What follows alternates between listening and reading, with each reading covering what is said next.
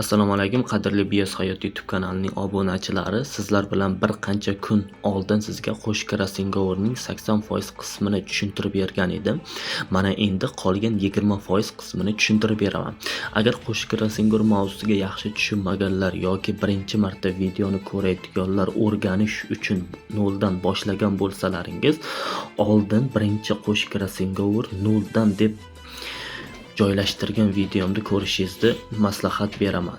Bu videom ikkinchisi hisoblanadi. Hammasi bir-biriga bog'liq holatda bo'layapti. Demak, sizlar bilan boshladik. Hozirgi mavzumda sizlarga asosiy 20% qismi bu yakka krossingover foizi, marganida qo'sh krossingover foizi, haqiqiy aniq masofalar haqida batafsil tushuntirib beraman. Albatta mana shu masala orqali to'g'ridan to'g'ri. Chunki buni masala orqali tushuntirsam juda ham bir aniq va tez tushunarli bo'ladigan umiddaman.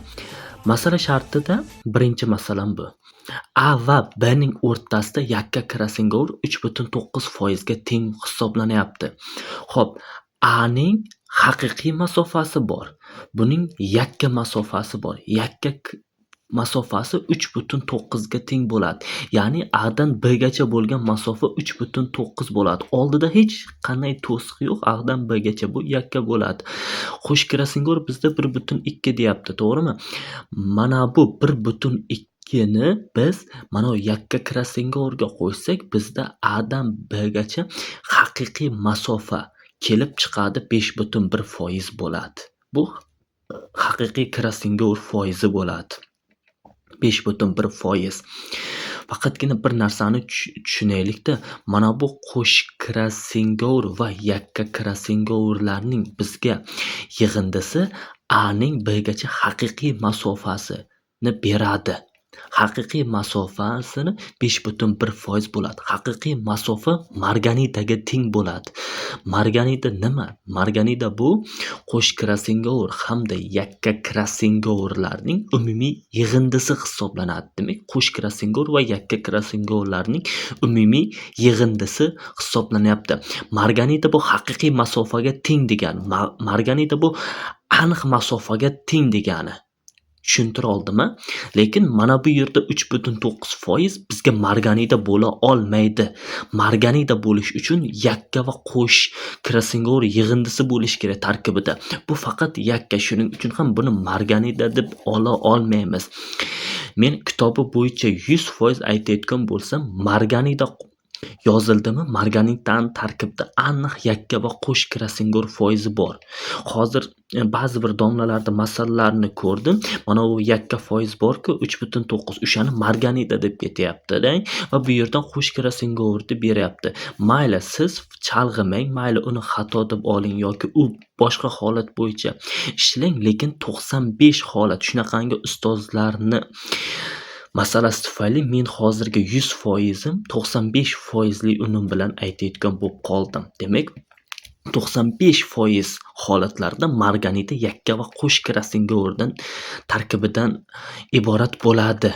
Mana bu yakka krossingover marganida bo'la olmaydi. Agar haqiqiy kitobi bo'yicha tushuntirsam. Demak, tushunarli-a? A va B ning yakka krossingover foizi 3.9 ga teng bo'lyapti. Agar unga biz 1.2 qo'sh krossingoverni qo'shib olsak, bizda demak o'shanda bizda kelib chiqadi 5.1 krossingover foiz bo'lar. Kirsangiz bu marganidaga teng. Albatta, agar bu haqiqiy foiz bo'lsa yoki aniq foiz bo'lsa, aniq, haqiqiy marganida bular bitta narsa. Tushuntira oldimmi? Bitta narsa. Xo'p, keyingisi B va C ning o'rtasida yakka krossingover 12.1. Unga qo'sh krossingover qo'shsak, bizga haqiqiy yoki aniq yoki marganida kelib chiqadi. Endi A va C ning o'rtasidagi marganida so'ralyapti. A va C ning o'rtasidagi marganida. Mana bu yerdan yozib qo'yay, hech bo'lmasa A, B, C holatda bo'lyapti. Hozir bundan buni ko'rdik. Endi A to'g'ridan to'g'ri har ikkita marganidan bir-biriga qo'shsak bo'ldi, umumiy marganida kelib chiqadi 18.4. Genetik xaritaning uzunligi 18.4 ekan. Ya'ni 18.4 marganida degani. A sharti shunday edi. B shartida no krossingoverlar sonini so'rayapti. No krossingoverlarni topish uchun krossingoverni topsak bo'ldi. Krossingoverlar juda ham oddiy. Krossingover bu A ning B gacha bo'lgan yakka krasingovori B ning C gacha bo'lgan yakka krasingovorlar yig'indisi va qo'sh krasingovorni qo'shsak umumiy bizga mana bu yerda no krasingovorni berib qo'yadi. Demak krasingovorni berib qo'yadi. Demak krasingor bu ikkita yakka krasingor va bitta qo'sh krasingovorning yig'indisi. Endi men sizlarga bir juda ham soddarog'ini aytaman. Sizda ikkita umumiy marganida bor, to'g'rimi? 18.4. Agar siz umumiy marganidadan siz ayiradigan bo'lsangiz, bitta qo'sh krasingor 1.2 ni to'g'ridan-to'g'ri krasingor foizi kelib chiqadi sizda 17.2. Tamam. Sababi mana yerda endi ikkita krasingor foizi bor, shuning uchun bittasini ayirib tassangiz bo'ldi, krasingor qolyapti-da mana bu yerda. Bu yanada ham soddalash uchun xohlasangiz mana bu usulda ishlavering. Ommabop usuli ikkita yakka krasingor va bitta qo'sh krasingorning qo'shilmasi bizda krasingor beradi. Demak, krasingor va no krasingor birgalikda 100% bo'lyapti. Demak, shuni ayirib tashlaymiz biz. Agar biz ayiradigan bo'lsak 17.2 dan 100 dan ayiradigan bo'lsak shuni 82.8% bu no krasingor, ya'ni krasingorga uchramagan avlodlar kelib chiqadi. Bu foizda xohlasangizlar buni ulushda hisoblasalaringiz ham bo'ladi. Ulushda 0.828 bo'ladi. Ulush bu umumiy mana buni bir butun sifatda qaraladi. Shuning uchun ulushda bu 0.1828 bo'ladi. Jami 1000 ta organizm edi, no krasingorlarni so'rayapti. Demak 828 ta hosil bo'layapti. Faqat bo'ldi, bu bilan men tushuntira oldim degan umiddaman. Ikkinchisini boshlaymiz. Faqatgina asosiy joyida A va B yakka krasingor bo'ladi. Yakka krasingor marganida bo'la olmaydi. 95 holatda bir xil domlalar qilib ketyapti endi. Yakka krasingor deb marganida deb ketyapti. Endi ular yo nazariyani bilmaydi yoki sizlarni yanada ham chalg'itib qiyin qilmoqchi bo'ladi. Lekin 95 holatda yakka krasingor marganida bo'lmaydi. Marganidaning tarkibi yakka krasingor va qo'sh krasingor bo'lishi kerak. Marganida aniq haqiqiy masofa va aniq masofa bular bitta narsa. Aniq marganida haqiqiy masofalar bular qo'sh va yakka krasingorlar foizi bo'ladi. Demak, xo'p bizda A o'rtasida krasingor bo'ladi, C o'rtasida krasingor bo'ladi. Bular bir vaqtda krasingor bo'lganligi uchun mana bu yerda qo'sh krasingor bo'ladi. Xo'p, sizlar bilan qo'sh krasingorning ikkinchi masalasini davom ettiramiz. Bu yaqinda 15 yoki 16 mart kuni meli sertifikatga tushgan edi. Bu sal murakkabroq hisoblanadi. Sal ko'proq gapirib yuborishim mumkin. Shuning uchun ham vaqt cho'zilganligi sababli tez gapiraman, ayibga buyurmaysizlar. Xo'p, ana endi bu masalani hammalaringiz yaxshi tanigan bo'lsangiz kerak. Masala shartini o'qib o'tirmayman. Masala shartini siz ham bilasiz, men ham bilaman. Bu yerda A gini e'tibor bo'lishi, B qoradi uzun bo'lishini ta'mirlar ekan. Bizda beryaptiki, A bilan B ning orasidagi haqiqiy masofa 26 bo'lyapti. Haqiqiy masofa boya yuqorida aytib o'tdim. Qo'sh krasingor va yakka krasingorlar yig'indisi dedim. Agar men shundan bu yerda qo'sh krasingor berilgan, 6% berilgan. Agar men shuni ayirib tashlasam, yakka krasingor berib chiqadi. Yakka krasingornikini beradi. Nima uchun yakka krasingor topaman? Sababi hozir mana bu yerda sal boshlaringizni og'ritaman. Qarayapsizlar, pinitkadagi 64 talik. Mana shu 60 pinitkadagini sizlar yozmoqchi bo'lsangiz, albatta yakka krasingor bo'yicha hisob-kitob amallarni oshirishlaringiz kerak bo'ladi. Bu hozirchalik ko'zga ko'rinmay tursin bu. Demak, davom ettiramiz. A, Bning o'rtasida bizda demak 26 edi. Bu yerda 26 haqiqiy masofa edi. 26 marganida edi. Qo'sh krasingorni ayirib tashlayman. 20 qoldi. 20 A va Bning o'rtasida yakka krasingor hisoblanyapti. Yakka krasingor foizi marganida emas. Yakka krasingor foizi hisoblanyapti. Endi xo'p, umumiy A dan D gacha bu yerda 42 marganida bo'lyapti ekan. Shunda men B dan D gachani topib olaman. Shunda 42 dan 26 ni ayiraman. A dan B gachaligini menga B dan D gacha qoladi 16 marganida. Mana bu yerda savol berishlaringiz mumkin.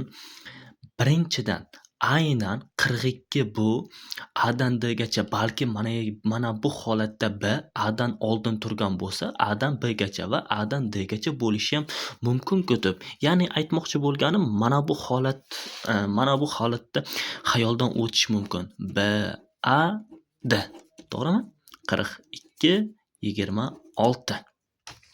Mana shunday holat bo'lishi ham mumkin-ku deb savol berishlaringiz mumkin.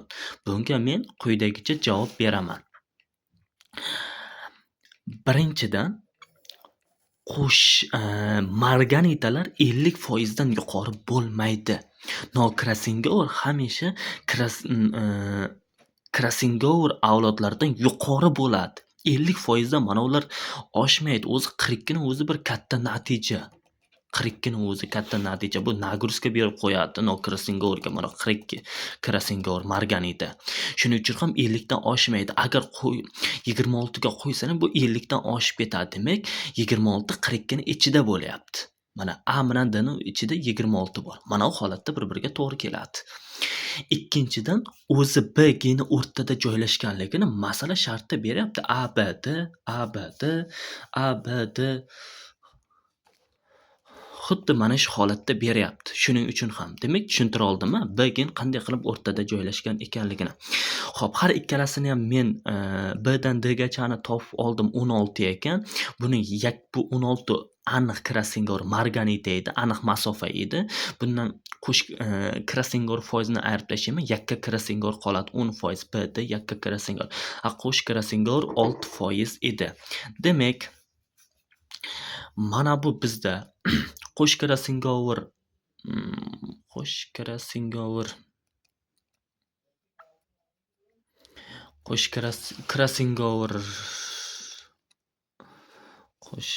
o'chirib tashay. Xo'p, o'chiribman-ku. Krasingor avlod bizda boya aytdimmi? Agar sizda aniq marganita berilgan bo'lsa, mana aniq marganita. Men hozir krasingor topish uchun nima qilishim kerak edi? Mana yerda yakkalarga 20 ga qo'shaman 6 ni, keyin 16 ni unga keyin 6 ni qo'shaman, shunda 36 bo'lardi. Shuni qo'shishim kerak edi, lekin biz qisqa yo'ldan foydalanamiz. Boya aytganimdek umumiy marganita bor. Mana shundan bitta krasingorni ayirib tashlaylar. Qo'sh krasingor 42 dan 6 ni ayirib tashlaylar. Mana qisqacha usul 36% krasingor ekan. Buni 100 dan ayirsak 64 krasingor ekan. Endi bizda A, B, C, D masala shartlari berilgan. Bu masala shartlarini biz Pinit katak orqali biz topishimiz kerak bo'ladi. Ota-ona ham tirik gidrozigota bo'lyapti. Buni Pinit katakka joylashtiryapmiz. Birinchi gametalarni olamiz. Mana otadan o'zi ikkita gameta chiqadi, dominant va resessivlar. Mana bu yerga yozib olaman. Dominant va resessiv gametalar edi. Onada ham dominant va resessiv gametalar. Bu krasingor. Mana krasingor yozib oldim. Bizda krasingor 64% bo'lyapti. Bizda ikkita gameta chiqyapti har biridan. Shuncha 64 ni 2 ga bo'lsam 32 ulushda 0.32 yozib oldim. Shunday qilib mana bu yerdani yozib olganimni tushundilaringiz. Mana yerda ikkita, bu yerdan ikkita gametani tushundilaringiz. Endi qolgan gametalarni ham tushuntiraman. Bizda krasingor nima edi? O'xshash genlar bir-birining almashishi edi. Katta A kichkina A bilan joyni almashtiradi. Mana shu holatni ko'ramiz. Katta A kichik A bilan joyni almashtiradi, qolganlari jim turadi. Ya'ni qolganlari joyida qoladi. Mana bu A, mana B'da katta A turishi kerak edi, lekin joyini almashtirdi. Mana kichkina A qolgani mana joyida qotib turibdi. Mana kichkina A o'tdi, bu yerga kichkina A'ni joyiga katta A o'tdi. Mana qolgan kichkina B, kichkina D joyida turibdi. Mana bu holatda A'ning o'zida krassingovr sodir bo'ldi. Mana ikkita gameta A'ning o'zida krassingovr. Bizda A nechi foiz edi? Mana yerda ham yakka krassingovr degan, faqat A'ning o'zida mana krassingovr sodir bo'ldi. Shu yerda to'g'ridan to'g'ri ulushini ham yozib ketganman. Bizda A nechi foiz edi? A 20% ekan mana. A 20% edi. A'ning yakka krassingovri 20% ekan. Demak, bu yerda ikkita gameta hosil bo'lyapti. 20 ni 2 ga bo'laman 10, ulushda 0,1 bo'ladi. Mana 0,1, mana 0,1. Mana 0,1, mana 0,1. Xuddi onada ham xuddi shunday bo'lyapti. Mana bu yerda A, katta B, katta D bo'lishi kerak edi. Aslida katta A joyini almashtirdi, krassingovr sodir bo'ldi. Kichkina A keldi, katta A bu yerga o'tdi. Endi keyingi holat mana bu joyni almashtirgan bir vaqtning o'zida, har ikkalasi bir vaqtning o'zida katta D bilan kichik D ham joyni almashtiradi. Endi keyingi holat D bo'yicha ketadi. Mana katta bilan katta B joyida turibdi. D holat joyni almashtiryapti.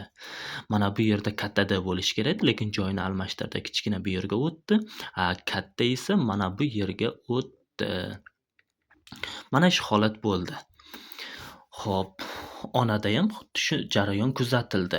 Keyingisi A genining almashishi krassingovr, D genining almashishi yana krassingovr. Ikkalasining bir vaqtda almashishi bu qo'sh krassingovr edi. Qo'sh krassingovr o'rtadagi genga ham ta'sir qiladi va o'rtadagi gen ham joyini o'zgartiradi. Demak, mana bu yerda A bilan D joyida turibdi mana. O'rtadagi gen joyini almashtirdi. Bunda ham ikkita gameta edi. O'zi qo'sh krassingovr foizi necha edi? 6% edi. Ikkita gameta bo'lgani uchun 3%, ulushda bu 0,03 degani. D'niki D bu yerda necha edi? D bu yerda 10% edi. Ikkita gameta chiqdi 5%, ulushda 0,05 degani. Xuddi mana shu holat bo'ldi.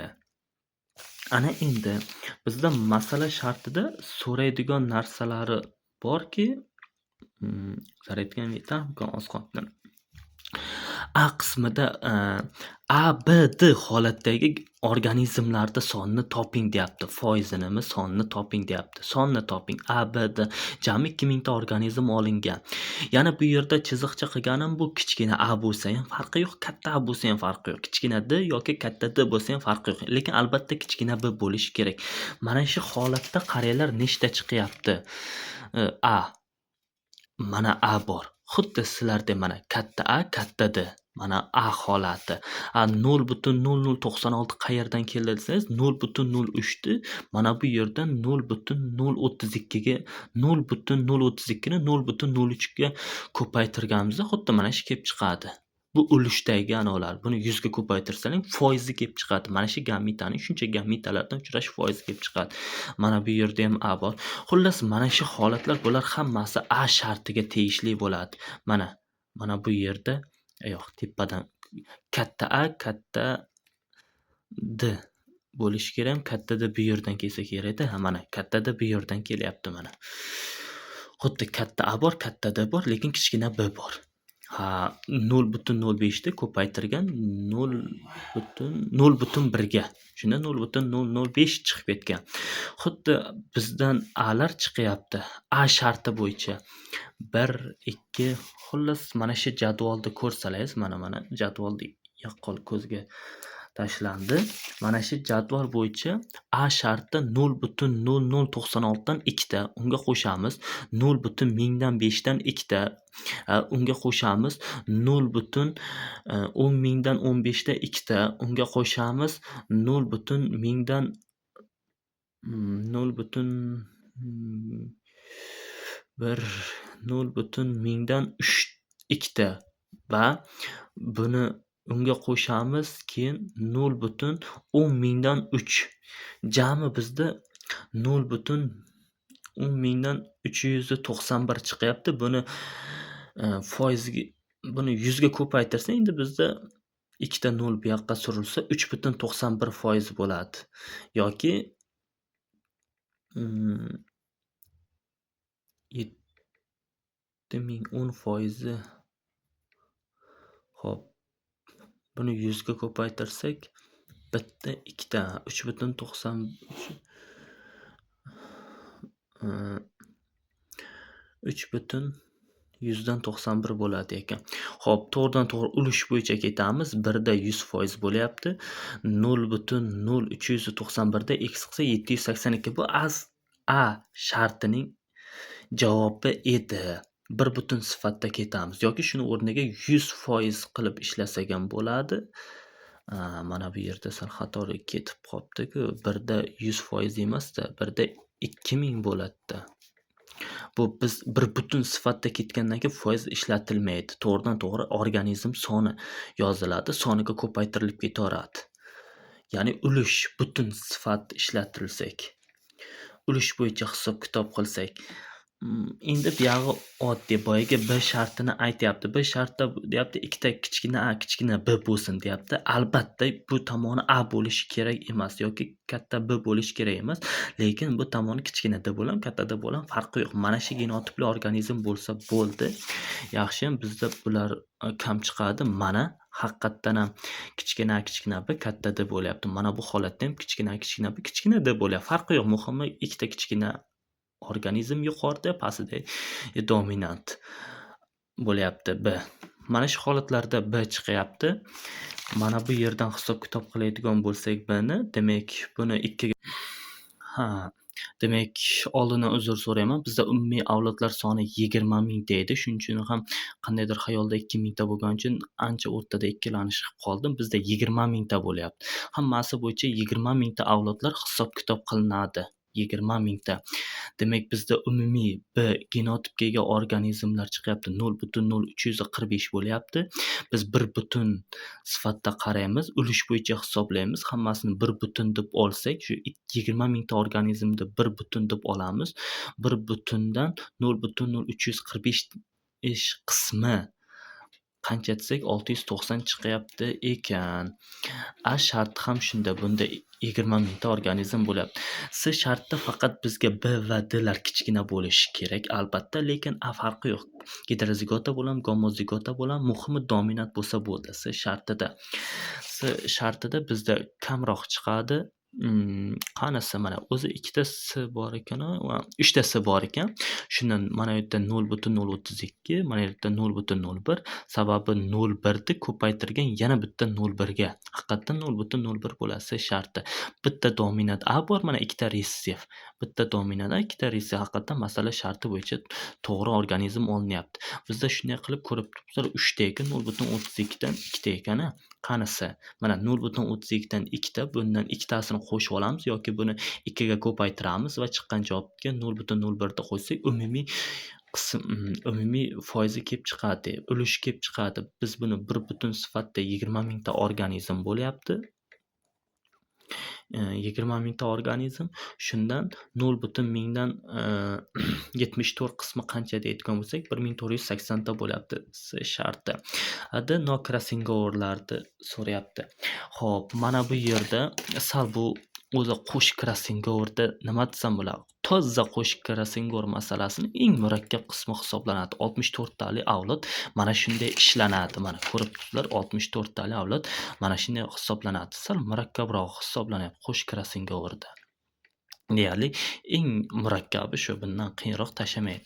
Faqatgina biz boyagi nokrasingoverlar sonini aytdik-ku, nokrasingover 100 dan krasingoverlarni ayiramiz 64, buni 64 mana shu nokrasingoverlar foizda. Bu endi bu sal oddiyroq masalalarda shunday hisob-kitob qilamiz. Oddiyroq deganim, biri ota trigidrozigota bo'lsin, ona ressiv bo'lsin. Mana shu tahliliy chatishtirganda, ya'ni qo'sh krasingover masalasi tahliliy chatishtirilganda mana shundan oddiy hisob-kitob qilsak bo'ladi. Lekin ko'rib turibsizlar, mana bu yerda ota ham Otayam, onayam tirik gidrozigota bo'lyapti. Hech qanaqa tahlil chatishtirish emas. 64 tali avlod murakkab bo'lganligi uchun bu yerda krasingovrni ham, nokrasingovrni ham penetkadak asosda topamiz. Demak, bizda o'zi 4 ta otadan 2 ta, onadan 2 ta gameta bo'lyapti. Jami 4 ta gameta chiqyapti ekan. 0.32 ni 0.32 ga ko'paytirsak, bitta gametamiz 0.124 bo'lyapti. 0.1024 bo'lyapti. Shundan bizdan 4 ta bor.